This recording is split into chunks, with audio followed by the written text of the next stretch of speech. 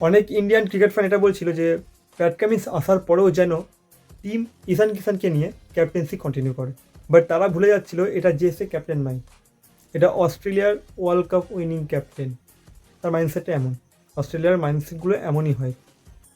প্রথম ওভারে নিজে চলে যাচ্ছে রিস্ক নিয়ে বল করতে, উইকেট তুলতে সবার আগে, গা বাঁচানোর কোনো চেষ্টা নেই। টিমে দুটো ওভারসিজ পেসার জানে যে এখন এই মুহূর্তে এই টুর্নামেন্টে ভালো বোলিং টিমই ভালো পারফরমেন্স করছে, ব্যাটিং তো সবারই আছে কম বেশি। ওই যে অভিষেক শর্মা বলেছিল না যে প্যাট কামিন্স একটা কথা বলে, লম্বা করে ব্যাটিংগুলোকে দাঁড় করি, মারো মারো মারো মারো, সবাই মারো। সেই ইন্টেন্টই দেখা গেছে আজকে, সবাই মেরেছে। তারপর বোলিংয়ের কাজটা প্যাট কামিন্স করে দিয়েছে।